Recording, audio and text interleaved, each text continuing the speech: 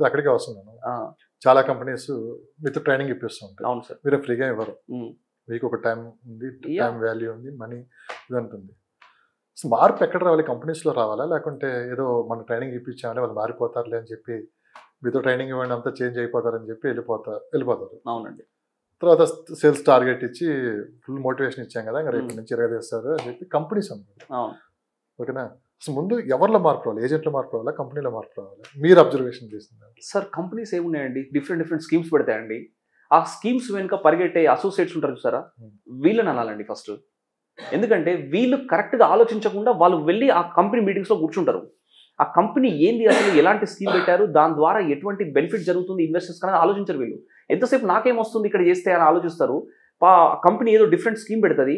ఆ స్కీమ్ ఏదో అది లాంగ్ రన్ స్కీమ్ కాదది. దానివల్ల ఎటువంటి ఉపయోగం అనేది లేదు ఎవరికి ఇన్వెస్టర్‌కి. అది మోసానికి సంబంధించిన స్కీమ్స్ ఉంటాయి. అలాంటివి వెనుక పరిగెట్టారనుకోండి అసోసియేట్ తప్పైతది అక్కడ. కంపెనీ తప్పు కాదు. ఎందుకంటే కంపెనీ ఎస్టాబ్లిష్ చేశాడు. ఏదో ఆఫర్ ఉందని చెప్పాడు కాబట్టి మనమందరం పరిగెట్టాం. మనమే తీసుకెళ్ళాం ఇన్వెస్టర్స్‌ని. Got it sir. సో, అందుకే నేనేమంటున్నానంటే ఇక్కడ ఫస్ట్ అసోసియేట్ తెలుసుకోవాలి కంపెనీ ఏంటి? ఆ కంపెనీలో నేను చేయొచ్చా? చేయరాదా? కంపెనీకి సంబంధించిన ప్రాజెక్ట్స్ ఏంది?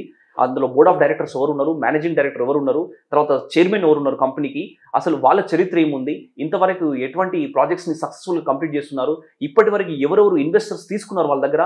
వాళ్ళు ఏమని మాట్లాడుతున్నారు కంపెనీ గురించి? ఇవన్నీ తెలుసుకున్న తర్వాతనే అసోసియేట్ అక్కడే జాయిన్ కావాలి. ఇంత తెలుసుకున్న తర్వాత మనకెక్కడ జాబ్ ఆపర్చునిటీ అయితే ఉండదు. అవును. అవునా? అంతే కదా సార్. అన్ని తెలుసుకొని మనం దాంట్లో జాయిన్ అయ్యామనుకోండి. అవును. ఓకే. సక్సెస్. ఆ! కానీ ఇప్పుడు అది కాదు కదా పరిస్థితి. ఎక్కడ అవకాశం దొరికితే అక్కడ మనం వెళ్ళిపోదామని చెప్పి చూస్తున్నారు కదా!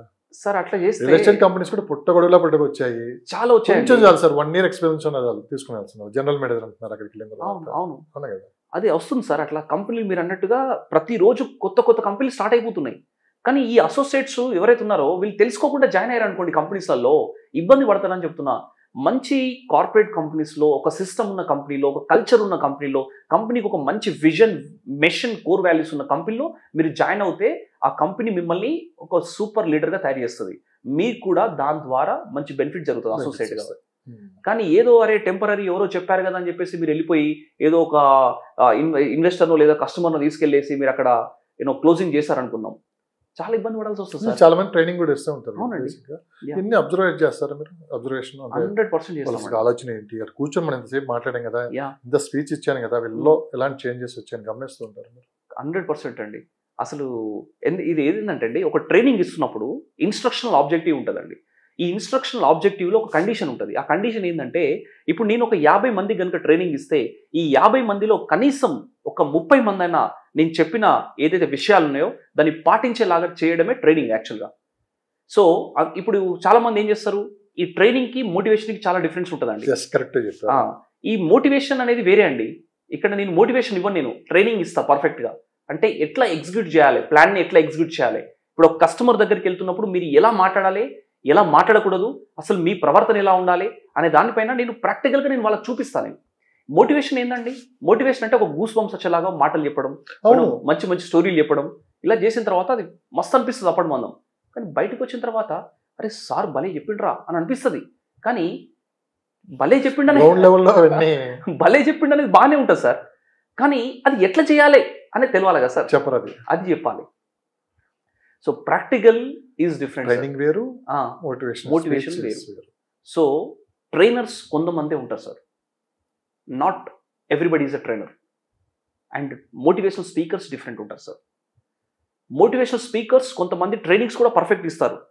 బట్ ఇక్కడ ఎలా ఉంటదంటే ట్రైనింగ్‌లో ఎవరైతే ఇన్వాల్వ్‌మెంట్ అవుతారో వాళ్ళు అద్భుతంగా సేల్స్ చేస్తారు. Yes, sir. అందుకే నేను ఏం చెప్తున్నానంటే సార్ ప్రతి ఒక్క కంపెనీకి ఒక మెంటర్, ఒక ట్రైనర్ ఖచ్చితంగా ఉండాలి సార్. అదే సార్ సేల్స్ ఎలా చేయటం కాదు. హ్మ్.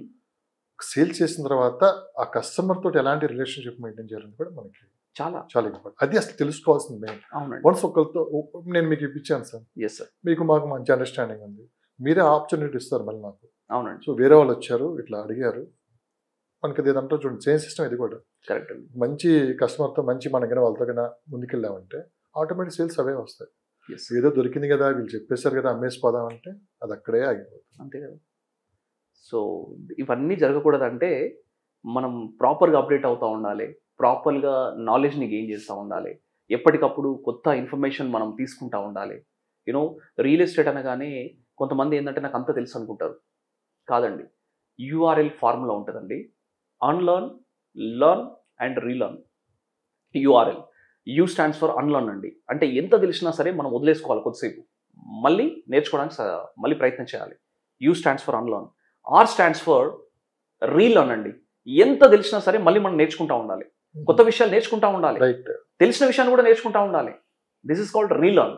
అండ్ లర్న్ అనేది ఏంటంటే తెలియని విషయాలు మళ్ళీ మనము ఎక్కడో కోర్సులు అటెండ్ అయ్యో లేకపోతే ఎక్స్పర్ట్స్ని కలిసో కొత్త కొత్త ట్రైనింగ్స్లో ఎక్కడో ఒక దగ్గర మనం నేర్చుకుంటా ఉండాలి. కానీ మంచి కామెడీ ఏంటంటే ఏంటి రియల్ ఎస్టేట్ ఈ కోర్సులు ఏంటి చాలా మంది మాట్లాడుతున్నారు. మీకు తెలుసో తెలియదు మరి. అవునండి. అదేదైతే మామూలు జనరల్గా వెళ్ళి మన బిజినెస్ చేసుకునేది కదా, ఈ కోర్సులో అవసరమా, దీంట్లో క్లాసెస్ ఇది పెద్ద ఇన్స్టిట్యూట్ లో పెట్టేశారని చెప్పి మాట్లాడుతున్నారు. అవునండి. అవునండి. ఏది విన్నారో లేదో తెలియదు నాకు. ఎస్ అండి. సో దాని గురించి మీరు ఏం చెప్తారు? కరెక్ట్ అడిగారండి. సో ఇప్పుడు వాళ్ళు ఎవరైతే కోర్స్ అవసరం లేదు అనుకునే వాళ్ళు ఎవరైతే ఉంటారో చూసారండి, వాళ్ళు 1, 2, 3 సేల్స్ చేస్తారు, అంతకంటే ఎక్కువ చేయరు. బట్ ఎవరైతే రియల్ ఎస్టేట్ని ఒక కెరియర్గా ఎంచుకుంటారో, కెరియర్గా తీసుకుంటారో వాళ్ళకు అవసరం అప్డేషన్, వాళ్ళకు అవసరం నాలెడ్జ్, వాళ్ళకు అవసరం సబ్జెక్ట్. ఇవన్నీ ఉన్నప్పుడే మీరు లాంగ్ రన్లో రియల్ ఎస్టేట్లో నిలబడతారు. అంతే తప్ప ఏదో ఒక సేలు 2 సేలు ₹1,00,000 సంపాదించిన కదా అని అనుకుంటే అది మేమేం చేయలేమండి అలాంటివి. అందుకే courses also very very important in real estate. And ఇంకొక విషయం ఏంటంటే కొన్ని యూనివర్సిటీస్ కూడా రియల్ ఎస్టేట్ కోర్స్ని కూడా ఒక సబ్జెక్ట్గా పెట్టున్నాయి. ఓకేనా? సో మన ఇండియాలో కూడా కొన్ని యూనివర్సిటీస్లో రియల్ ఎస్టేట్ కోర్సెస్ ఉన్నాయి. సో అలాంటి కోర్సెస్ ఇప్పుడు మాలాంటి ట్రైనర్స్ ఇస్తున్నప్పుడు మీరు తీసుకోవచ్చు, హ్యాపీగా తీసేసుకోండి, నేర్చుకొని మీరు ఎక్సెల్ అవ్వండి, ఎక్స్ప్లోర్ అవ్వండి, మార్కెట్లో అద్భుతంగా మీరు పేరు సంపాదించుకోండి. రియల్ ఎస్టేట్ అంటే పలానా పర్సన్ రా అని చెప్పి మీ పేరు చెప్పాలి కదా. ఆయన దగ్గర వెళ్తే ఏం నాలెడ్జ్ చెప్తారా, అసలు ఎంతసేపు ప్లాట్ అమ్మడానికి ప్రయత్నం చేయడు, కానీ నాలెడ్జ్ షేర్ చేస్తూ ఉంటాడు. ఆ నాలెడ్జ్ చూసే మనకి ప్లాట్ కొనాలనిపిస్తుంది అక్కడ, లేదంటే ఫ్లాట్ కొనాలనిపిస్తుంది, ఒక ప్రాపర్టీ పైన ఇన్వెస్ట్మెంట్ చేయాలనిపిస్తుంది అనే ఆలోచన ఎప్పుడైతే ఒక ఇన్వెస్టర్ కలుగుతుంది చూసారా. సో ఎప్పుడు కలుగుతుంది అంటే ఆ పర్సన్ ఎవరైతే ఉన్నారో ఆ పర్సన్ ఎక్కడెక్కడో వెళ్ళి ఆయన నేర్చుకుని వచ్చాడు కాబట్టి అంత ఎక్స్పర్ట్ అయి కూర్చున్నాడు ఆయన. సో ఇలాంటి వాళ్ళు కొంతమందే ఉన్నారు సార్. అందుకే ఆ కోర్సెస్ అనేది కూడా కొద్దిగా ఉపయోగపడతాయి, మరీ అంత